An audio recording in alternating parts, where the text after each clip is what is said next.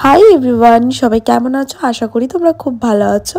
আর আমি একদমই ভালো নেই। কিছুদিন ধরে এত শরীরের ওপর দিয়ে আমার ধকল যাচ্ছে, সে আর কি বলবো তোমাদেরকে। যাই হোক, আমাকে আশা করি তোমরা কেউ আর মনে রাখোনি, সবাই ভুলে গেছো। হ্যাঁ, ভুলে যাওয়াটাই স্বাভাবিক, কারণ এত দেরিতে দেরিতে ব্লগ দিলে কেই বা আমাকে আর মনে রাখবে। যাই হোক, এবার আসি আসল কথায়। আজকে ছিল আমার বাড়িতে সরস্বতী পুজো। এই বাড়িতে আসার পর আমি আগের বছর প্রথম সরস্বতী পুজো করেছিলাম বাড়িতে, আর এবছর হচ্ছে আমার দ্বিতীয়বার সরস্বতী পুজো। আর আমার কাছে সত্যি বলতে বিয়ের আগে পরের কিছুই তফাৎ সেরকম নেই, কারণ বিয়ের আগে ওই বাড়িতে মা মামি ওরা জোগাড় করতো, আমি শুধু বসে পুজোটা করতাম। এ বাড়িতেও কিন্তু সেই সেম জিনিস, আমার মা সব কিছু জোগাড় করে রাখে, আমি শুধু পুজোটুখানি করি আর কি। আমি পুজো করবো করি ঠিকই, কিন্তু চাপটা বেশি মায়ের ওপরেই পড়ে যায়, কারণ সব কিছু গুছিয়ে জোগাড় মারই যেহেতু করতে হয়। তো ঠাকুরমশাই চলে এসেছে যেহেতু, মায়ের হাতে হাতে আমি একটু ঝটপট করে স্নান করে উঠেই একটু এগিয়ে এগিয়ে দিচ্ছিলাম। তারপর ঝটপট আমি এবার গিয়ে রেডি হয়ে নিলাম, কারণ এইভাবে তো আর পুজোতে বসা যায় না। আর মা তো আমাকে সমানে বকেই যাচ্ছে যে কখন তুই দেখবো শাড়িটা পরেছিস আর কখন রেডি হয়ে এসে বসছিস।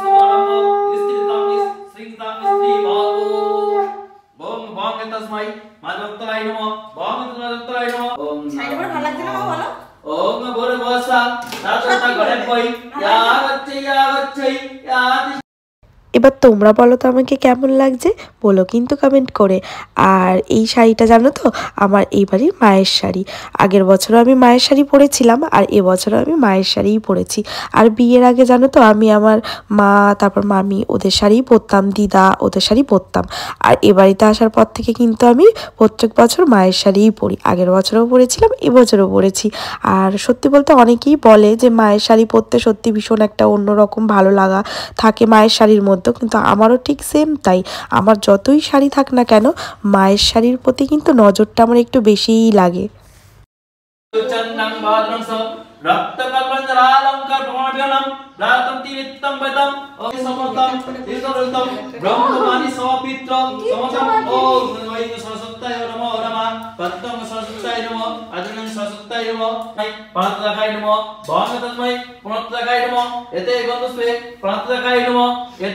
অধিপতয়ে দেবায় শ্রী বিষ্ণুয়ে নমঃ সম্পদান গামিনী ধর্ম দবিতে বিক্কেতে পাপে মে হর জাহ্নবী শ্রদ্ধয়া ভক্তি। হাঁটু দু সাইড একটু করে দরকার, বাদুড়িটা মাথা ছেটা, হাত জোর করবার। ওম সদ্য পাদক সংহ।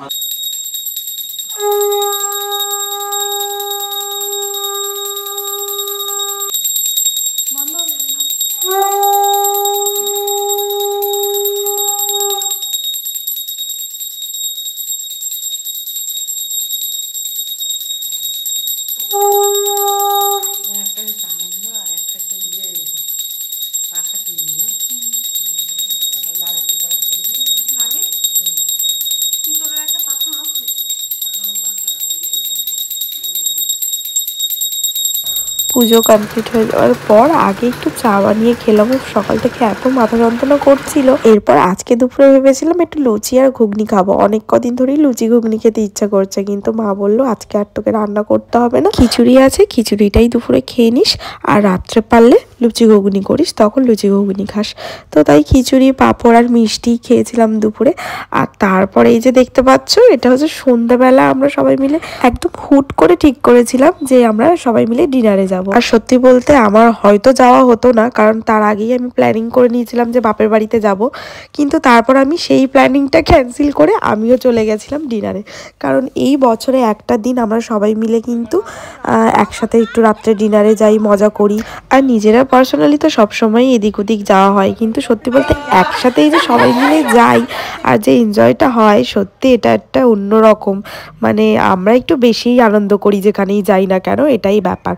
মানে বলা যায় সেদিনকে আমরা একদম চারা টাউন বন্ধ করে বাড়িতে ফিরেছি। তো যাই হোক, খুব খুব খুব মজা করেছি। রাস্তায় 2-3 জায়গায় আবার দাঁড়িয়েওছি, আসার পথে ফালুদা খেয়ে তারপর আমরা ফিরেছি বাড়িতে। আর এবছরের সরস্বতী পুজোটা আমি এইভাবেই কাটিয়েছিলাম। তো তোমাদের কেমন লাগলো আমার ব্লগটা অবশ্যই কিন্তু কমেন্ট করে জানিও। টাটা।